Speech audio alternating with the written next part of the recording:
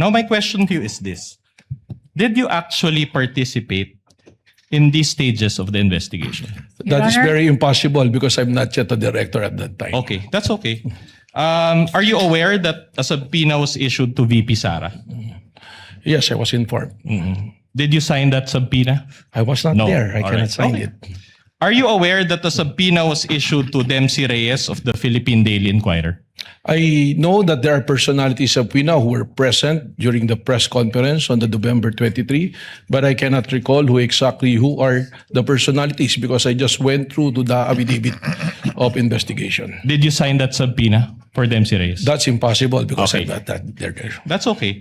Now, are you aware also that a subpoena was issued to Red Mendoza of Manila Times? We can confront you with a hard copy if you just want to refer to it, but you can answer also. At any rate, we are showing the soft copies, Your Honor, Your Honor, may I for just... the benefit of this honorable court. Assisting counsel may approach the witness. What is the pleasure of the lead prosecutor? Your Honor, may just enter into the record that the witness already testified that he has no personal knowledge about the first investigation, and all his testimonies will be based only on the records existing in the NBI. At any rate, Your Honor, If he knows, witness will answer.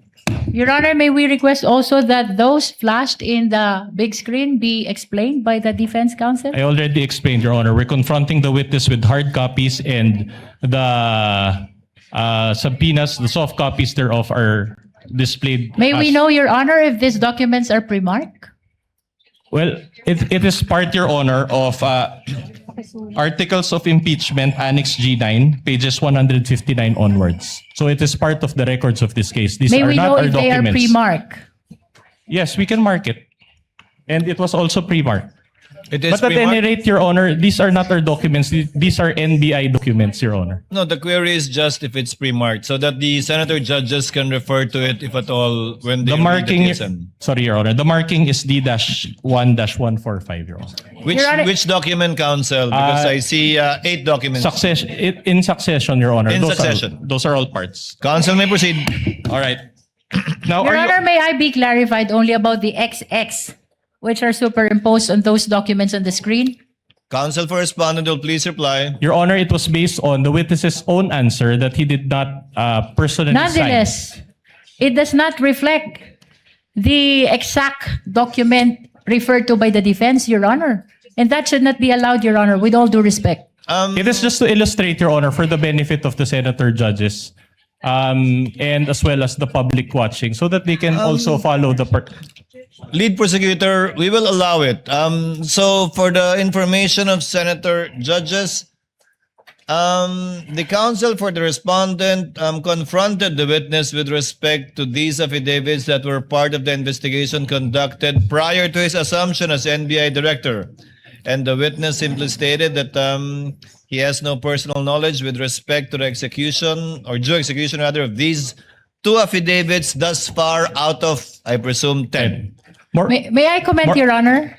The lead prosecutor may register her comment. May I know what is wrong with just presenting the exact document instead of those which are marked with XX? Your Honor, I'm afraid it will give a wrong impression to the viewing public that those XX has something to do with inability, perhaps, or whatever impression it may give to the witness with respect to the to attending to the subpoena, Your Honor. Short May we rejoin- just remove those XX? We don't mind if they flash the documents, but it should be an exact reflection of what the document is. short rejoinder, Your Honor. No need for a rejoinder. Court is ruled, and the court notes the observation, manifestation, and objection of the lead prosecutor.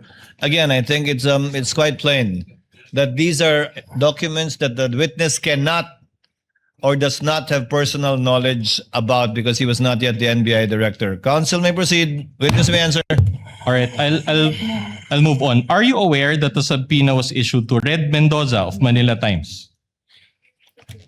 I'm aware that there is a subpoena, but on the actual issuance of the subpoena at that time, that will be impossible to be aware of because I'm no longer I am So- not yet an NBI director. So in short, he did not sign it. I did not All right, sign. okay. I think it was Oh, signed that- by Glenn Ricarte. All right, that's enough. Okay. Now, are you aware also that a subpoena was issued to Bons Magsambol of Rappler? Based on the affidavit of investigation, I think it was mentioned. And did you sign that subpoena? It is again signed by a certain Glenn Ricarte. Are you aware that the subpoena was issued to Ana Rosario Malindog Uy, also of Manila Times? Again, based on the investigation report. And did you sign that subpoena? No.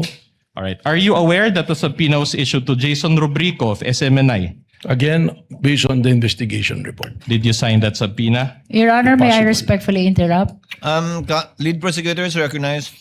The prosecution is willing to stipulate as to the issuance of this subpoena by the National Bureau of Investigation during the time that the witness is not yet appointed as the NBI director, Your Honor. But that's not my question, Your Honor. I Anyway, think Your that Honor. unless you're willing to stipulate, counsel, to abbreviate the proceedings, that insofar as the questions of the counsel for respondent is concerned, that for the remaining four subpoenas, that the same answer of the witness for the previous 6 ones will be the same. We are willing to stipulate on that, Your Honor. We are not willing to stipulate, Your Honor. We'll just ask for a ruling from the court. In that case, witness may proceed. A witness may answer. Counsel will please proceed.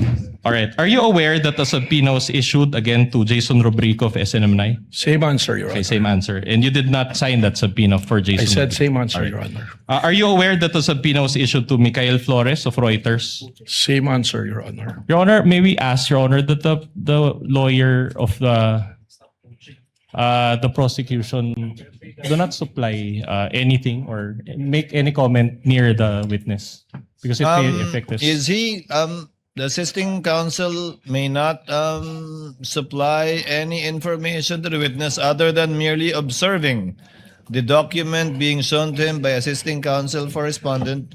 Counsel may proceed. Mr. Presiding Officer, may I speak? Yes, Director. The counsel is not telling anything, but may I request not to cover me so that the people can see me. Yes, that may be granted by the presiding Thank officer. you, Your Honor. Assisting counsel, kindly sit beside the assisting counsel for stand rather beside the assisting counsel for the respondent. You may proceed, counsel, All right. for the respondent.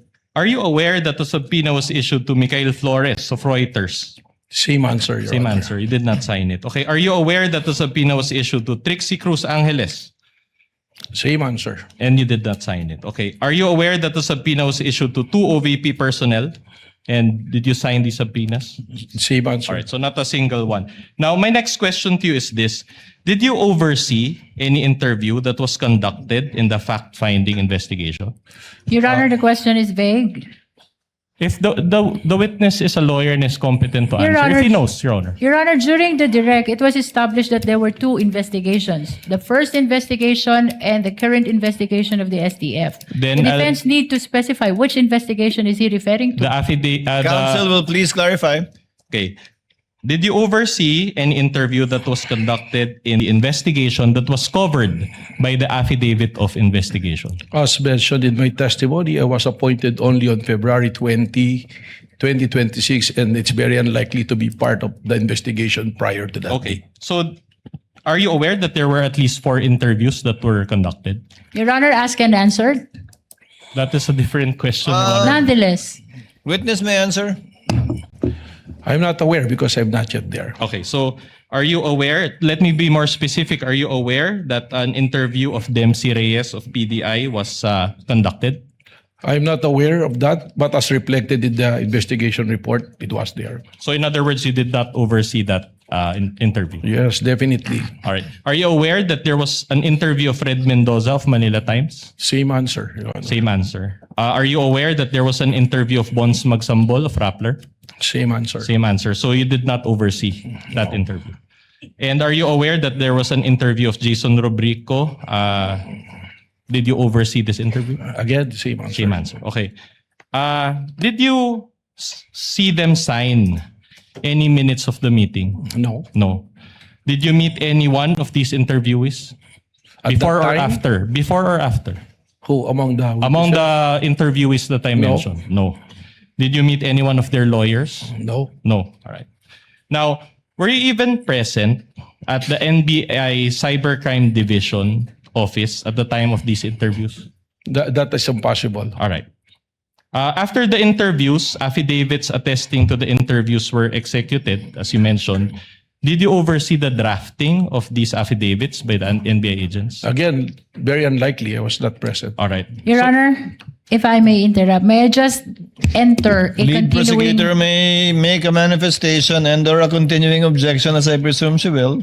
Yes, Your Honor. I'm entering a continuing objection to the line of questions of the defense on ground as stated by the witness. He has no personal knowledge about the investigation conducted prior to his appointment in February 2026, Your Honor. Just a That is short for the rejoinder. record. Your Continuing Honor. objection is noted. Counsel for the respondent may proceed. No need for that rejoinder. But were you present when the NBI agents subscribed and sworn to their affidavits? I was not there. You were not there. Still nothing. So, and since you did not actually participate, it means that you do not have personal knowledge of these stages of the investigation, correct? During that time, yes. But as I mentioned earlier, I read the investigation report. So your knowledge of the investigation was based on only of your reading. That is absolutely correct. All right. And upon the discussion of the investigating Okay, officers. very well. Now, were you present at the November 23, 2024 press con? I was not present. You were not I was present. not participating on that. And if you know, was any NBI agent present at the November 23, 2024 press con? Not that I know of. None. All right.